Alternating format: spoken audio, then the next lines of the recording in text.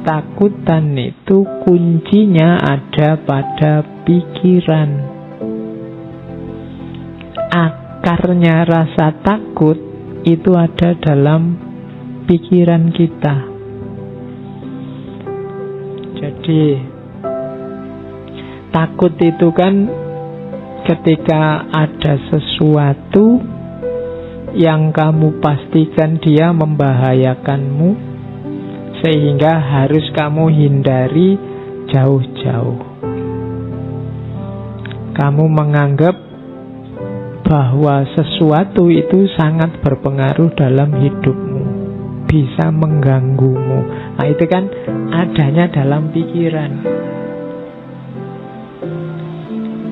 Kamu takut tidak punya uang. Kenapa? Karena menurutmu uang itu sangat penting. Kamu takut tidak punya pekerjaan, karena menurutmu pekerjaan itu mutlak. Karir yang sesuai yang kamu inginkan itu harus. Kamu takut, apalagi macam-macam, mungkin termasuk pasangan. Itu kan adanya di pikiran. Jadi sumber ketakutan itu adanya di pikiran. Padahal kalau versi Buddhisme, segala sesuatu itu sebenarnya hakikatnya netral. Kalau pakai bahasa Buddhisme dia kosong. Penting tidaknya, maknanya baik atau buruk, itu pikiran kita yang mengolah. Ngaji ini penting atau tidak, itu tidak ada di ngaji ini sendiri, tapi dalam gagasan kita, pikiran kita tentang ngaji ini. Jadi kamu ganteng apa tidak, itu kan mungkin tidak terletak di wajahmu, tapi terletak di pikiranmu. Mungkin konsepnya orang tentang ganteng dan tidak itu seperti apa. Jadi kalau ada orang bilang, kok kamu gak terlalu cakep, jelek gitu, loh, konsepnya aja diganti. Iya kan? Mungkin selama ini yang disebut ganteng itu yang hidungnya mancung, kulitnya putih, wajahnya agak kebulean gimana, itu ya tinggi besar. Loh, itu kan konsep yang ada di kepalamu. Kalau ingin bahwa ganteng itu kamu, gantian konsepnya. Itu kan konsepnya Bapak. Kalau menurut saya ganteng itu yang kecil, pesek, kemudian rambutnya keriting, ya kan adanya di pikiran. Cantik juga begitu. Menyenangkan atau tidak juga begitu. Bahkan penting atau tidak juga begitu. Kuncinya di pikiran. Termasuk ketakutan.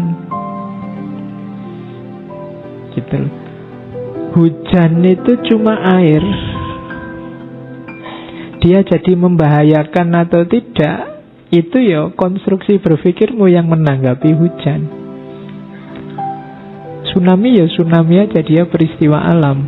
Kamu tanggapi dia jadi azab, apa dia itu adalah ujian, apa dia itu, lo itu kan pikiranmu yang menanggapi, yang membaca, yang membunyikan. Jadi hidupmu itu maknanya ada di pikiranmu. Harapan-harapanmu dan ketakutan-ketakutanmu adanya di pikiranmu.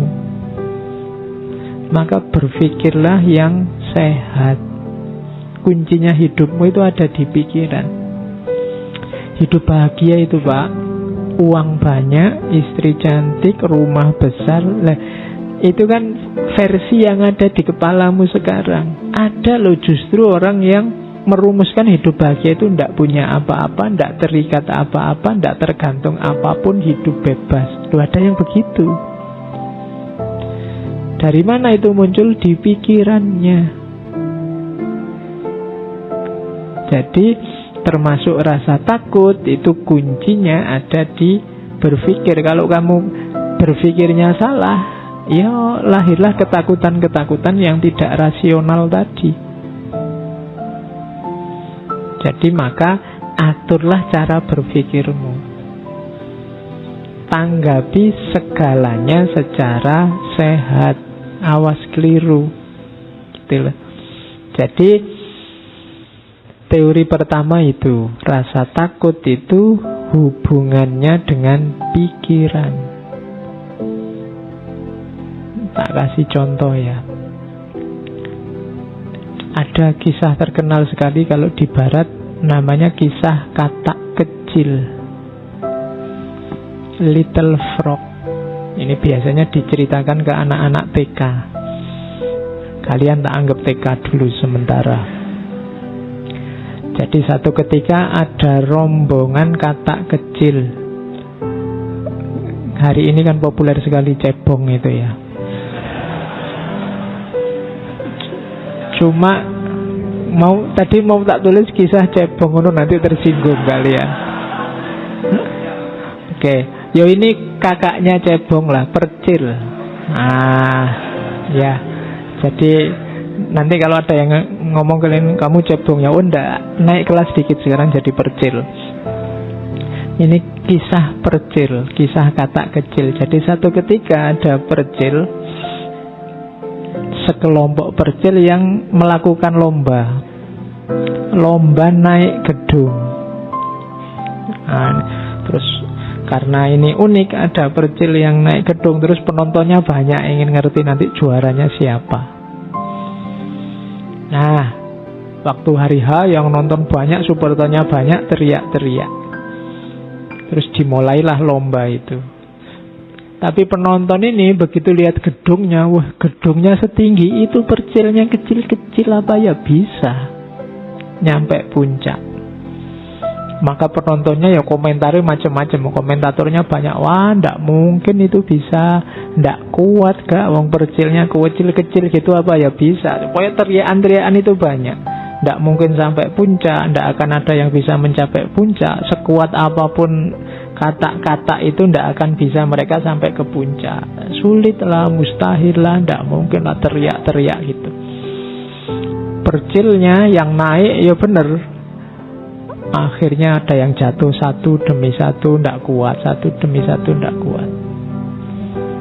Hanya ada satu Percil yang orang teriak apa saja nggak peduli, dia naik terus, pelan-pelan naik. Dan dialah yang juara akhirnya, Percil ini. Setelah si Percil ini juara, wartawan datang ngerubung. Ya, ngerubung Percil ini, maunya diwawancara, gimana kok bisa menang, kiatnya apa, anunya apa. Tapi diwawancara Percilnya diam aja, cuma tolah-toleh aja. Akhirnya diketahui ternyata Percilnya ini tuli. Jadi dia ndak dengar. Jadi waktu orang teriak-teriak, ndak mungkin, ndak bisa, sekuat apapun ndak akan mampu, dan sebenarnya dia ndak dengar. Pokoknya dia jalan aja. Akhirnya nyampe puncak. Bandingkan dengan tadi Percil yang pikirannya terganggu oleh banyak suara dari luar. Nah, ambil pelajaran sendiri dari cerita ini, bagaimana pikiranmu menentukan langkahmu. Pikiran-pikiran yang terganggu oleh macam-macam tadi ya merasuk. Kalau isinya rusak-rusak dan jelek-jelek, ya efeknya dalam dirimu juga jelek. Maka pinter-pinterlah apa yang harus kamu masukkan, apa yang jangan masuk dalam dirimu, karena menentukan isi pikiranmu. Ketika orang banyak ngomong mustahil, ndak mungkin, wah sekuat apapun kamu ndak akan nyampe. Itu kan pelan-pelan muncul keraguan. Kayak tadi cirinya orang takut. Apa ya aku bisa, kok orang-orang bilangnya begitu, apa ya aku mampu. Akhirnya yang juara yang ndak dengar apa-apa.